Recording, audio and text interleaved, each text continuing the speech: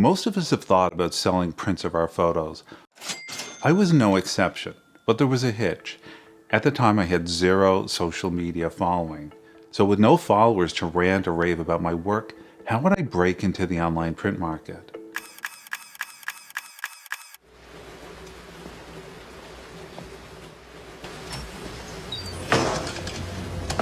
A always be B, C closing. Always be closing. Maybe the thought of selling makes you think of scenes like this. Okay, maybe not dramatic speeches or losing coffee privileges, but selling prints? In my mind, that was reserved for famous photographers with gallery representation, or at least those who'd mastered the art of, well, not just taking photos. But the last few years changed all that. More and more people are buying just about everything online.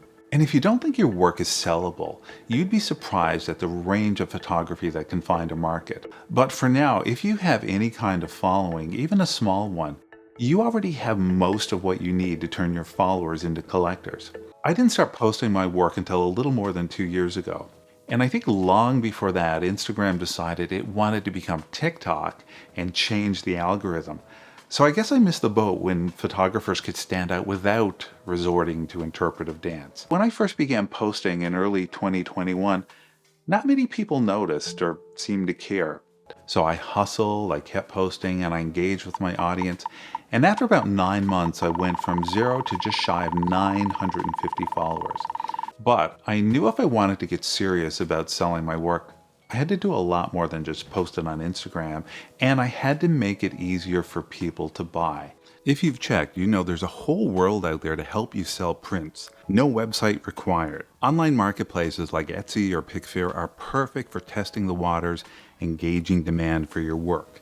But using these platforms means sacrificing control and competing often in a race to the bottom with prices. Have you ever tried standing out on Etsy? The competition is fierce. And I wanted to offer buyers a premium product printed on high quality paper. I think most of us want that for our work.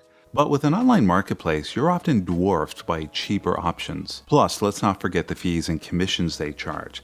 Now, if you're just starting out, an online marketplace can still work for you. They can be great for visibility, much the same way Instagram is. But relying solely on these platforms, including Instagram, is risky. What if they change their policies or disappear altogether? So the best way to set yourself up for success, have your own e-commerce website with a domain you own and build a mailing list of your potential collectors. Now to the logistics of selling prints. So do you do it yourself or partner with a print-on-demand company? I opted for print-on-demand. Now, you can also do your own printing, but be prepared for packaging, shipping, and quality control. It can be more expensive and time-consuming than you'd realize, especially if you're selling larger print sizes. I think for most of us, a good print-on-demand company can do all of these things better than we can. Just make sure you test them out first. One key decision was whether to offer limited or open editions. Limited editions can create a sense of urgency and add value to your art, making it more exclusive. On the other hand, open editions give you the freedom to print indefinitely. So to align with a more premium product, I went with limited editions. I'd recommend only selling unframed prints when you first start out. It saves a lot of hassle in the beginning. Depending on how things go, you can consider adding framed pieces later. Here's a pro tip. Size your prints to fit standard frame dimensions. Give customers the option to buy off-the-shelf frames. Cheaper, easier, and no awkward "this doesn't fit" moments. As I began sharing my work on Instagram, I stumbled upon a fantastic app for artists, ArtPlacer. It shows how your artwork looks in different sizes in a variety of different spaces. There's a few alternatives, but I find this one looks the most realistic. And no, they are not sponsoring this video either, but if they want to. You can also use Photoshop to do this manually, but if you have an app like ArtPlacer, it can also integrate with your online store. It lets buyers upload a picture of their space and visualize your artwork on their wall. And that can mean the difference between a sale or no sale. Now, the million-dollar question. Pricing your artwork can be tricky. It's not just numbers, it's an art in itself. Market trends, production costs, and perceived value all influence your price. Although there are general guidelines for new artists, I chose to set my prices about 25% higher than what was suggested. I thought, what was the worst thing that could happen? Oh yeah, no one would buy anything.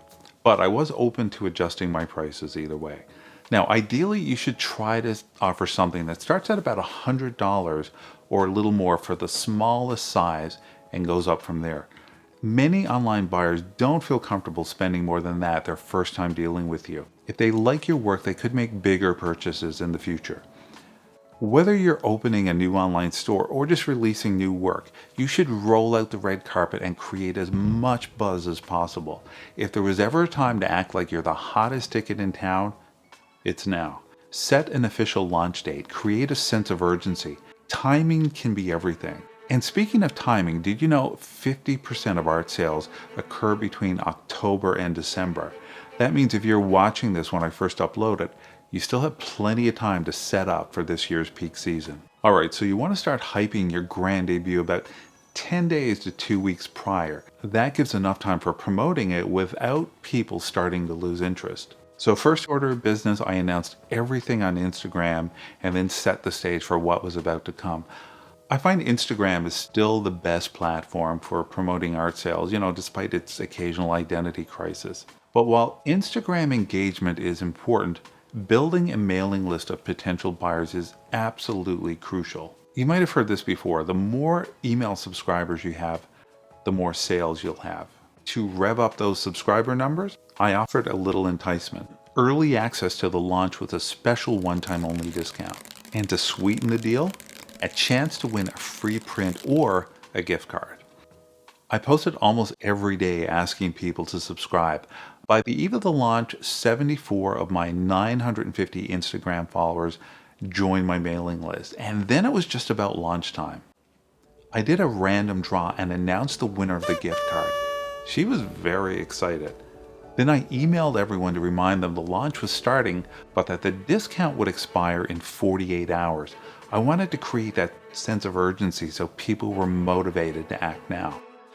I had no idea what would happen, but I started to think, did people only subscribe for the free print giveaway? Would any of them actually make a purchase?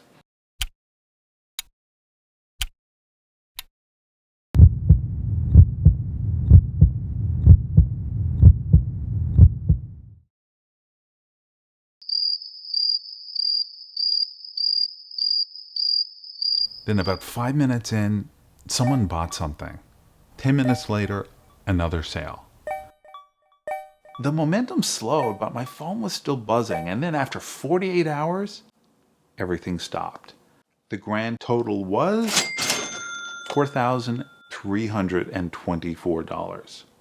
Not exactly Silicon Valley IPO numbers, but for an artist/photographer who just started selling their work, it felt like winning the lottery. But after that, nothing for about a month. So what now? Sure, I had a promising start, but was that it? Then I thought, if I could pull in $4,300 with less than 1,000 followers, I started running the numbers in my head. Over time, I could build that following, and who knows where it could go from there. So fast forward 2 years, and here I am. I'm still tweaking my strategy every time I release new work or do some sort of promotion. I've heard some photographers say that this is passive income. But the main thing I've learned is that prints don't just sell themselves. It really requires your time and attention. The average buyer has to see your work 20 or more times before they make a purchase. You can automate some of the process, but your success really lies in persistent marketing and promotion. Without it, occasional sales might trickle in, but nothing really substantial.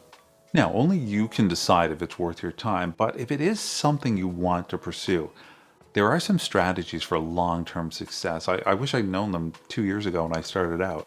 But hey, that's what my next few videos are about, so stay tuned. In the meantime, like, subscribe, or comment if you found any of my ramblings insightful or helpful. I'll see you next time.